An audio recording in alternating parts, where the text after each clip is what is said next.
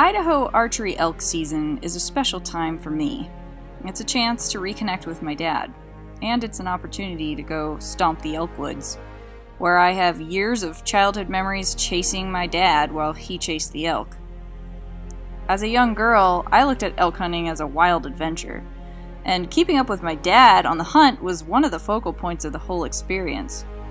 Little legs, paired with a huge curiosity, drove me to push my limits, and this led to such amazing trips out in the wilds with my dad. Every year I look forward to reliving and adding to my collection of seasons in the Idaho elk woods.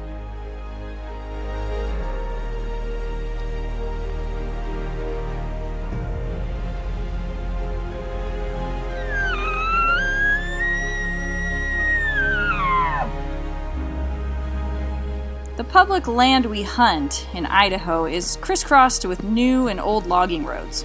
Every year the landscape changes, and with it the patterns and hideouts of the small local elk herds. We spend a good portion of the start of each season traversing the landscape trying to locate a bull.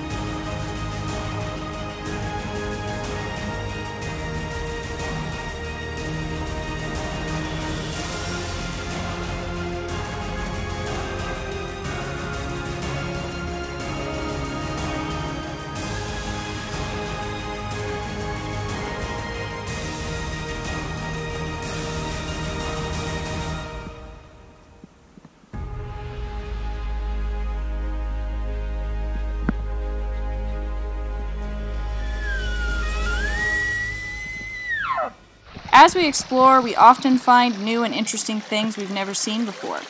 This trip, we found a beautiful pond, tucked back into a draw. The pond was obviously a popular spot with wildlife, including a recent bear.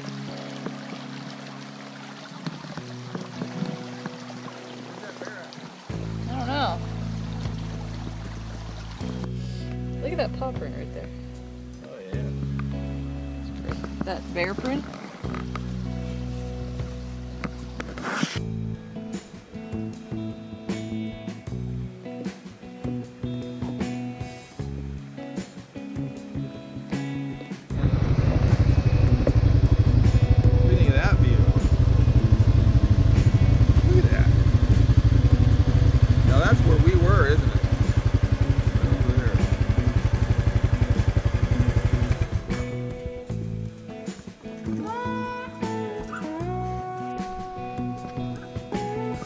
That tree stump is awesome. It's so big.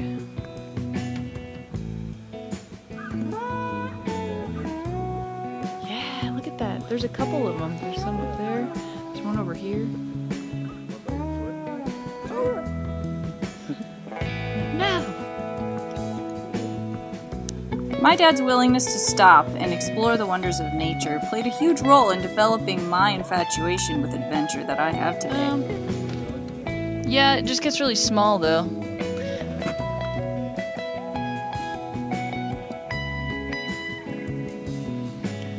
I bet a coyote could fit in there. Man, they're everywhere. Come look over here.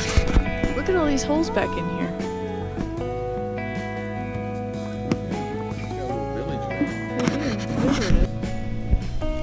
The evening from the first day was spent hashing out the day's events and planning tomorrow's hunts. It's one of my favorite parts of the trip. On our second day at camp, we started our morning hunt in an old area where we had been getting into a couple of bulls consistently the year before. This trip we saw only a single large owl.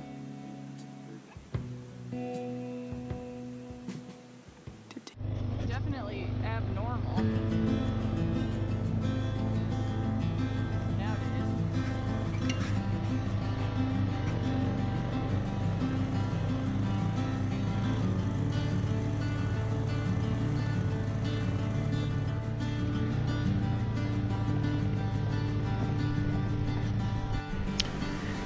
little dusty, but it's ready.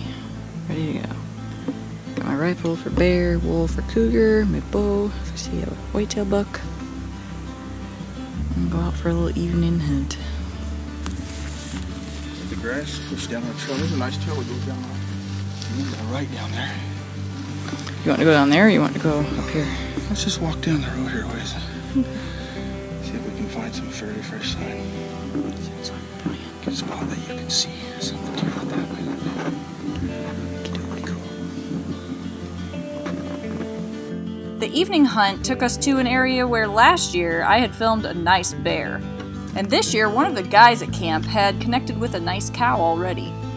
We knew that there were elk in the area and found a high vantage point to quietly glass the area until dark.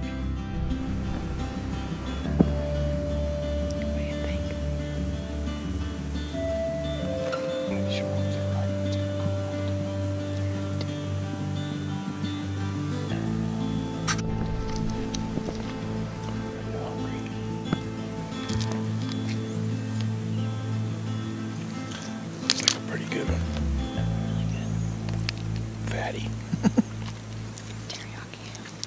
Yummy. After a couple of hours, I suddenly spotted a lone elk creeping out of the timber on the ridge. He began feeding, and we determined that it was a spike. In Idaho, my dad could take a spike with his tag, and he wanted the meat. He decided to follow the logging trail around and see if he could get within bow range of the elk.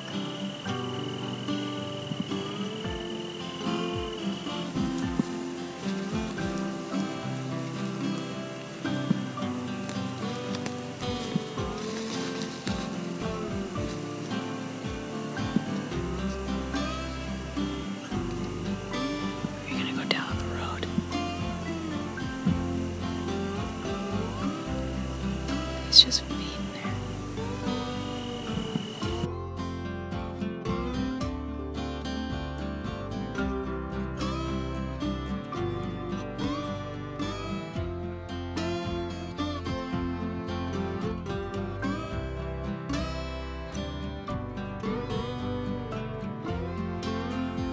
The lay of the land was in his favor, and he was able to get close enough. I watched as he drew back and let the arrow fly.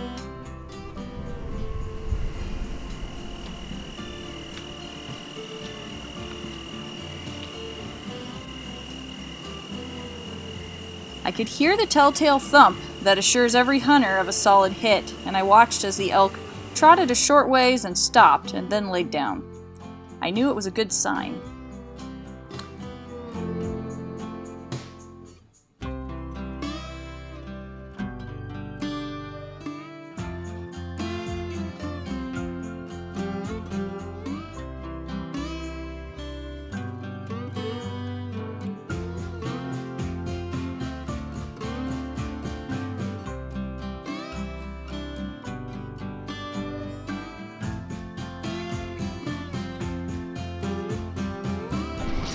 Still has his head up, but he keeps like lifting his head up, you know.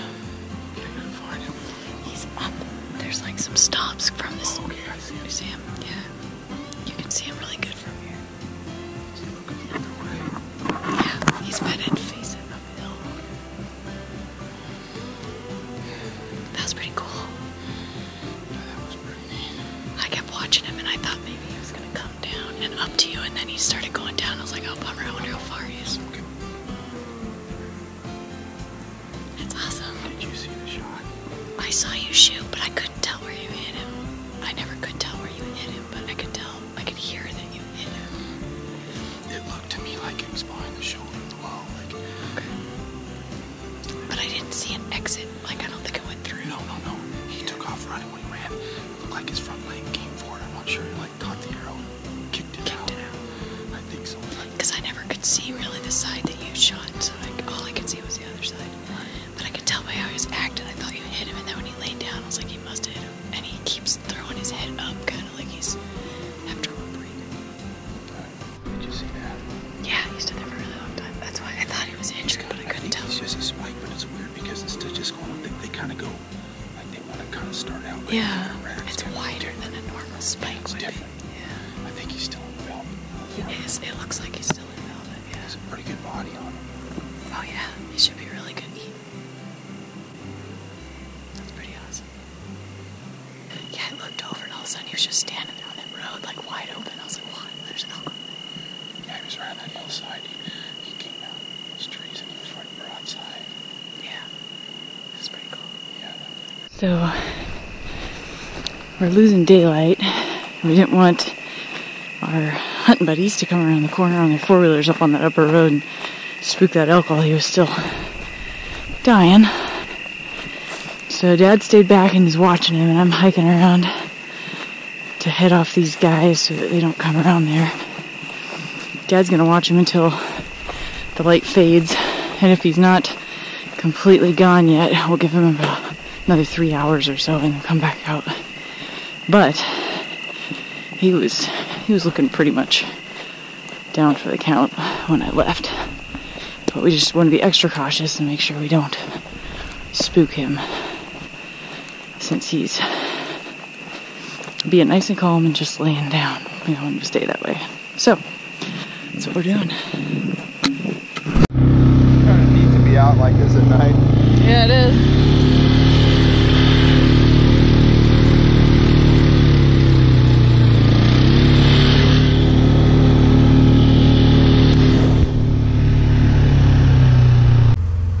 Just around this corner,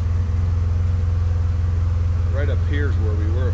Around this corner, you can see right over there where he was at. So I thought maybe I would go, and maybe if somebody wanted to go with me, just go up there and then go down there, and then somebody can stand up here and I can always shine a light. Like if we find it and everything's kosher, you know what I'm saying? It was a steep climb down to the elk.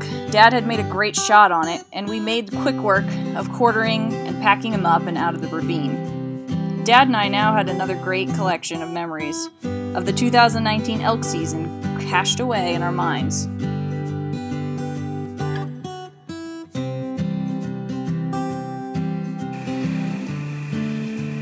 Notch him to tag.